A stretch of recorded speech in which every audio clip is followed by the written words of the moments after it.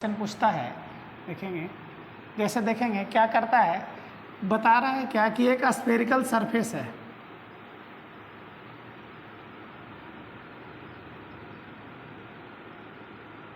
एक गोलीय दर्पण है बाबू।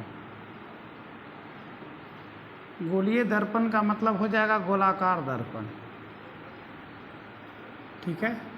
यह गोले का भाग होता है गोलाकार दर्पण।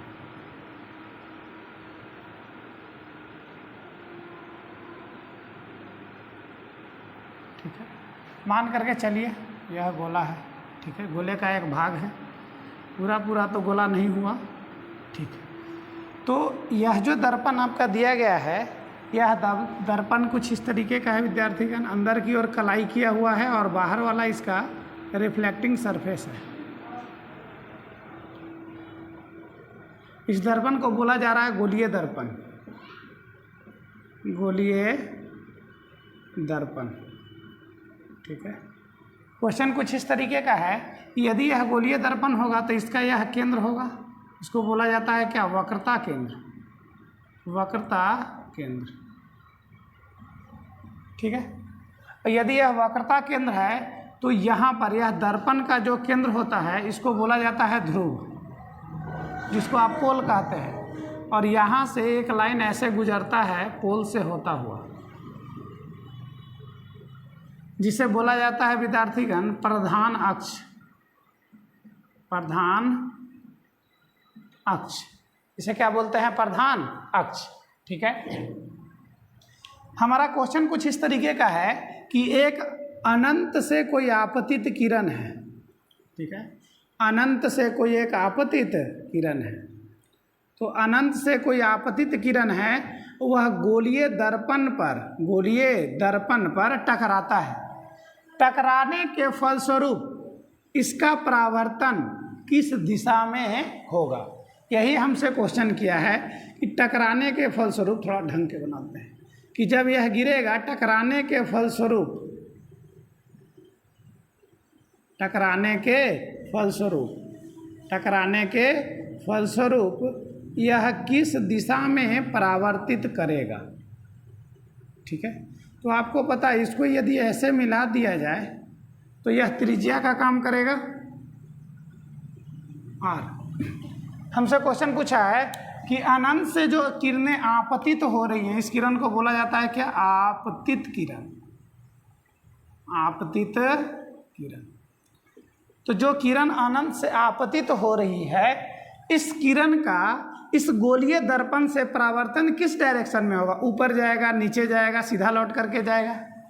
तो इसका आंसर जाएगा बाबू कि जिस डायरेक्शन में वह आता है उसी दिशा में यह लौट जाता है, जिस दिशा से आता है यह उसी दिशा से लौट जाता है।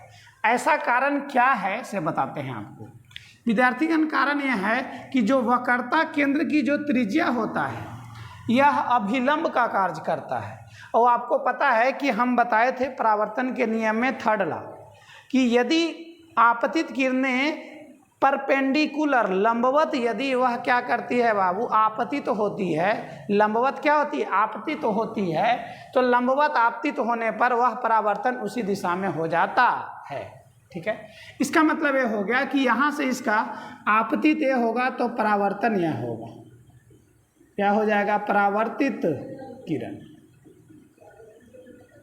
ठीक है। तो यहाँ पर आपका नोट पॉइंट यह बनता है, ठीक है, नोट पॉइंट बनता है कि वक्रता केंद्र में गोलीय दर्पण, गोलीय दर्पण, गोलीय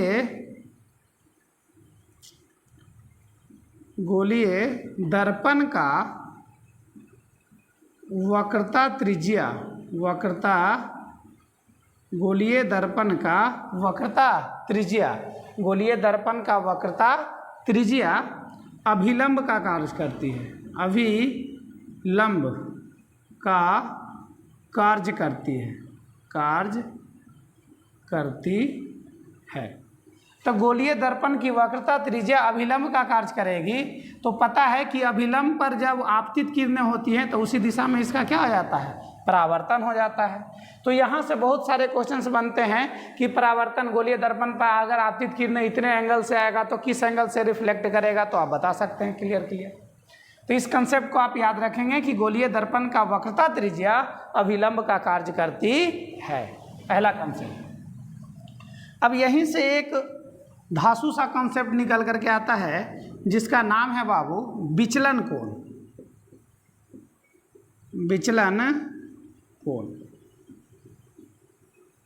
विचलन कोण का मतलब होता है कि वैसा कोण जिसको हम लोग बोलते हैं angle of deviation, angle of deviation. विचलन कोण जो होता है इसे डेल्टा से सूचित करते हैं, सूचित करते हैं, ठीक है। इसका कंसेप्ट देखिए कि यह विचलन कोण होता कैसे, ऐसे समझेंगे आप लोग। विचलन कोण के लिए हम लोग करते क्या हैं कि एक सतह बनाया जाता है।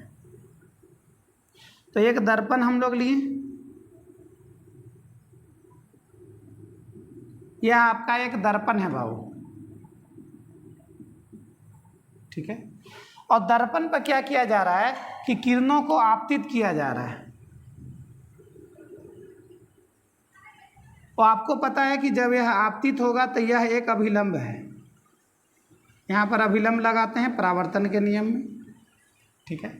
यह अभिलंब, और जब जिस एंगल से यह किरणें आपतित होती है उसी एंगल से यह क्या होगा, परावर्तित भी होती है। आने वाली किरणों को बोलते हैं आपतित किरण, आपतित किरण, ठीक है, आपतित किरण। और यह जो किरण होता है इसको बोलते हैं क्या, परावर्तित किरण, परावर्तित किरण, इसे बोला जाता है परावर्तित किरण। अब यह आपका हो गया अभिलंब, अभिलंब, ठीक है।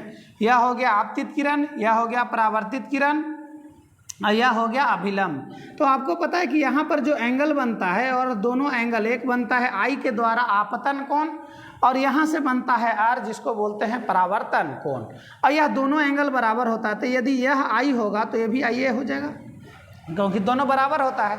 आप लोग पढ़े हैं कि सर यहाँ होता है आई बराबर आर, आई बराबर क्या होता है, आर।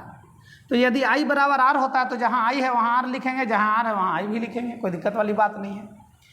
विचलन क्या हुआ, विचलन कोण क्या होता है, तो विचलन कोण कुछ इस तरीके का जाएगा। देखिए इसको जाना चाहिए था ऐसे, ठीक है, लेकिन यह डाइवर्ट होकर के यह चलाया है ऐसा, ठीक है। यह इतना एंगल डाइवर्ट हुआ, यही कहलाता है विचलन,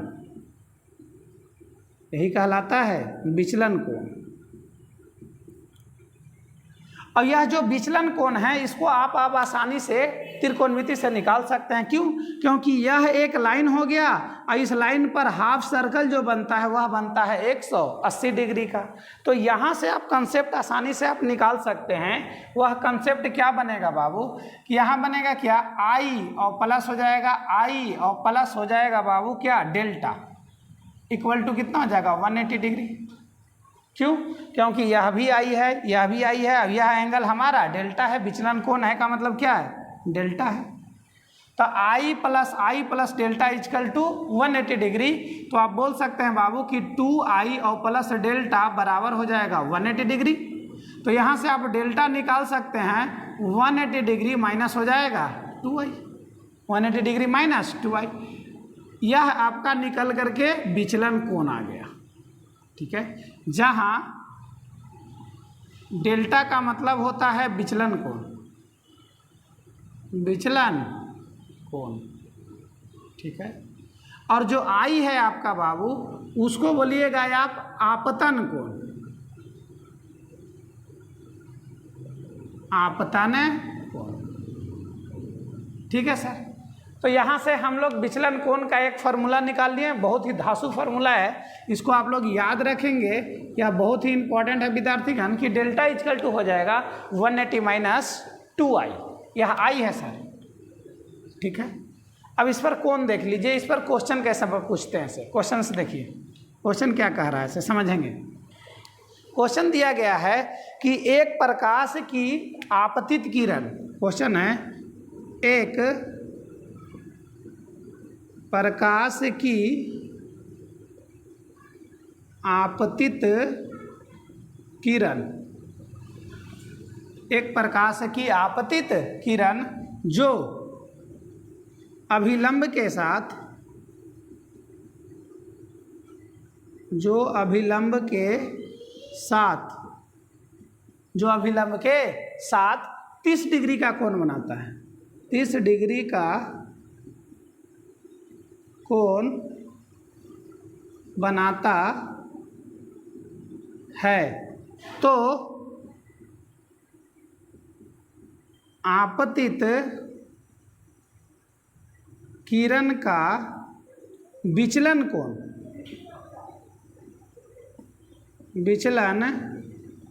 कोण ज्ञात करें, विचलन कोण ज्ञात करें। देखिए यह क्वेश्चन निकल कर क्या है, क्वेश्चन कह रहा है कि एक प्रकाश की आपतित किरण जो अभिलंब के साथ 30 डिग्री का कोण बनाता है, तो आपतित किरण का विचलन कोण ज्ञात करें।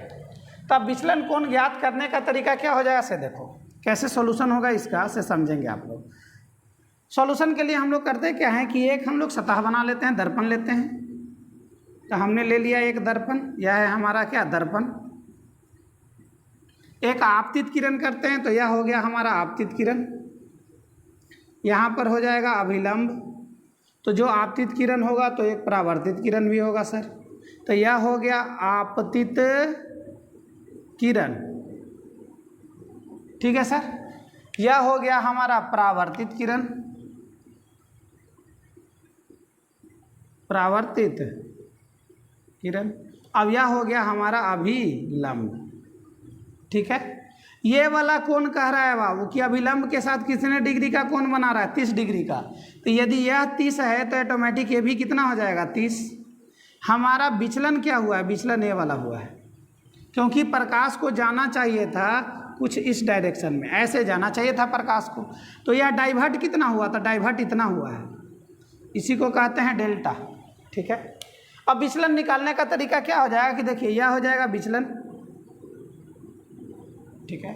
अब विचलन निकलेगा कैसे, तो विचलन जो होगा बाबू डेल्टा इजकल टू, हम लोग निकालेंगे क्या, आपको पता है 30 और 30 कितना हो गया, 60, और टोटल एंगल कितने का बनता है, 180 का। तो यहाँ हो जाएगा बाबू 180 और माइनस कितना हो जाएगा, 2 गुने 60, तो 2 और गुने हो जाएगा कितना, 30, ठीक है। 2 गुने 30, तो यहाँ से डेल्टा निकल करके आ जाएगा, एंगल कितना था 30, तो हमने लगा दिया क्या 2i हो जाएगा हमारा कितना 30, तो यहाँ हो जाएगा 30 और 30 60, तो यहाँ हो जाएगा 180 और माइनस हो जाएगा 60, बराबर हो जाएगा 120 डिग्री। ये आंसर हो जाएगा, क्या आ जाएगा 120 डिग्री। का एक और क्वेश्चन देखिए कैसा होगा। क्वेश्चन है कि एक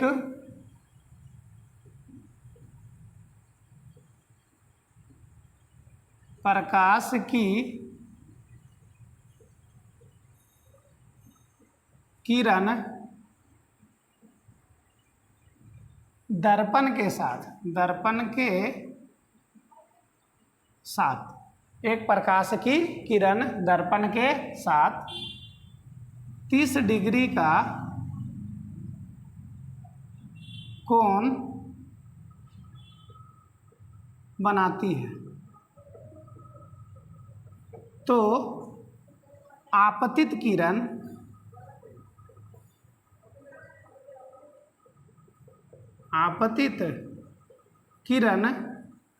किस कोण से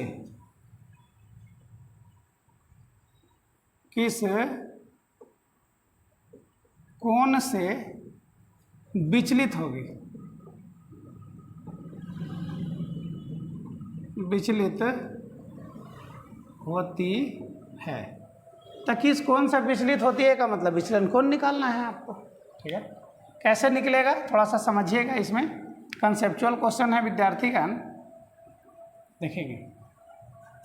कह रहा है क्या, एक दर्पण है,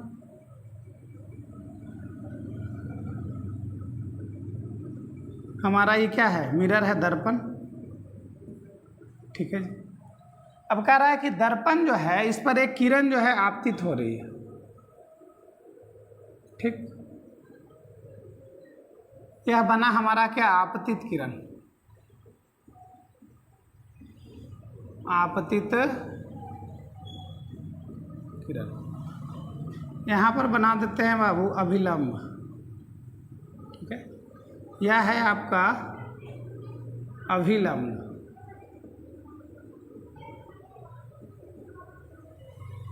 अब यह हो जाएगा आपका परावर्तित किरण। ठीक है, समझेंगे।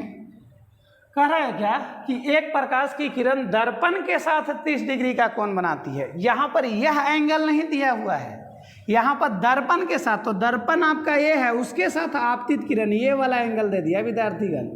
यह दिया हुआ है कितना डिग्री, 30 डिग्री। ध्यान देना, यही था कंसेप्ट, यही बचा हुआ था। अच्छा, विचलन जो होगा वह एंगल जाना चाहिए था कैसे, ऐसे जाना चाहिए था इसको। तो विचलन जो होगा यह एक्चुअली ये वाला एंगल होगा। इसी को क्या बोलेंगे, विचलन कोण, विचलन। ठीक है, जिसको आप डेल्टा से डिनोट कर रहे थे, ध्यान दीजिएगा। कह रहा है क्या कि एक प्रकाश की किरण दर्पण के साथ 30 डिग्री का कोण, तो दर्पण है उसके साथ आपतित किरण 30 डिग्री का कोण बना रहा, दर्पण के साथ 30 डिग्री का कोण बना रहा। पिछले टाइम था अभिलंब के साथ 30 डिग्री का कोण बना रहा था, तो अभिलंब ये है, इसके साथ 30 डिग्री का कोण बन रहा था। लेकिन यहाँ कह रहा दर्पण के साथ 30 डिग्री का कोण बनाता है, तो आपतित किरण किस कोण से विचलित होती है। विचलन यहाँ से यहाँ तक हुआ है इसका। तो ठीक है जी, यदि यह 30 डिग्री है तो यह एंगल कितने डिग्री का हो जाएगा, तो आपको पता है पूरा होता है 90 का, तो यह हो जाएगा 60, तो ऑटोमेटिक ये भी हो जाएगा 60। अब डेल्टा आसानी से आप निकाल सकते हैं, तो लिखेंगे विचलन कोण बराबर विचलन कोण डेल्टा इक्वल टू, आपको पता है फॉर्मूला बताएं, 180 और माइनस होता है 2i, 180 माइनस 2i, तो यहाँ से हो जाएगा डेल्टा इक्वल टू हो जाएगा क्या, 180 माइनस 2 इंटू कितना हो जाएगा, आई दिया हुआ है कितना, 60 डिग्री, 60 हो जाएगा। तो डेल्टा इक्वल टू हो जाएगा 180 और माइनस हो जाएगा बाबू 120, तो डिग्री कितना आ जाएगा बाबू, इसको घटा दो तो आ जाएगा कितना, 60 डिग्री। तो विचलन कोण आपका निकल करके आ गया कितना, 60 डिग्री। ठीक है, ये सारे क्वेश्चंस कॉन्सेप्चुअल हैं, आराम से इसको नोट करो, फिर बताते हैं।